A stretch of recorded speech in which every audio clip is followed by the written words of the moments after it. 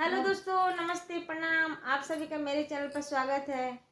तो दोस्तों, ये तिलक के गारी गीत है दोस्तों, सरवा के साला के।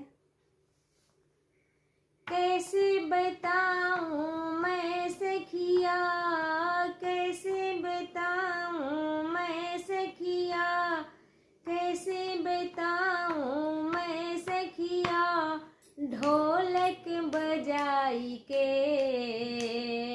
ढोलक बजाई के, सरवा के बहनी लहर मारे है लहंगा उठाई के, सरवा के दीदी लहर मारे है लहंगा उठाई के, तिलक हरवन के दीदी लहर मारे है लहंगा उठाई के।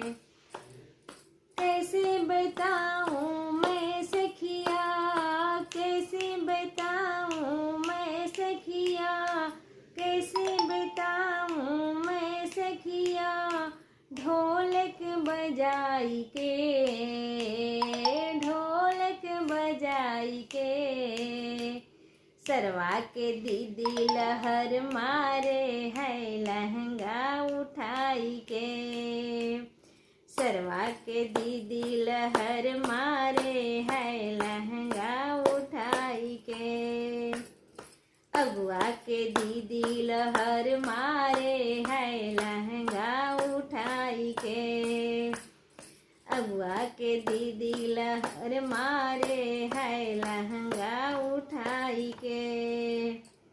घूमे गोरखपुर सारा बजरिया, घूमे गोरखपुर सारा बजरिया, घूमे गोरखपुर सारा बजरिया, जुल्फी हटाई के, जुल्फी कटाई के, समधी के दीदी लहर मारे है लहंगा उठाई के, समधी के दीदी लहर मारे है लहंगा उठाई के।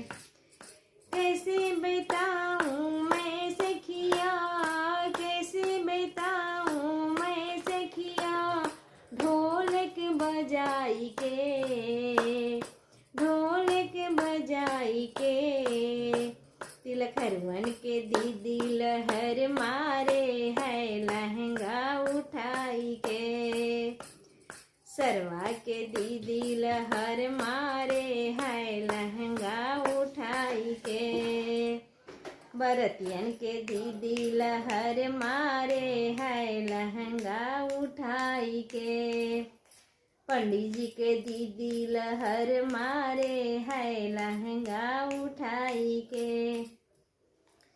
घूमली बराती सारा बजरिया, घूमली बराती सारा बजरिया, घूमली बराती सारा बजरिया, घूमली बाकी सारा सहरिया, लाली लगाई के, लाली लगाई के, अगुआ के दीदी लहर मारे है लहंगा उठाई के, अगुआ के दीदी लहर मारे है लहंगा उठाई के, सरवा के दीदी लहर मारे है लहंगा उठाई के, सरवा के दीदी लहर मारे है लहंगा उठाई के। कैसे बताऊं मैं सखिया, कैसे बताऊं मैं सखिया, ढोलक बजाई के, ढोलक बजाई के, सरवा के दीदी लहर मारे है लहंगा उठाई के, समधी के दीदी लहर मारे है लहंगा उठाई के, अगुआ के दीदी लहर मारे, है लहंगा उठाई के। पंडित जी के दीदी लहर मारे, है लहंगा उठाई के। पंडित जी के दीदी लहर मारे हाय लहंगा उठाई के। कैसे बिताऊं मैं सखिया, कैसे बिताऊं मैं सखिया, ढोलक बजाई के, ढोलक बजाई के। बरतियन के दीदी लहर मारे हाय लहंगा उठाई के।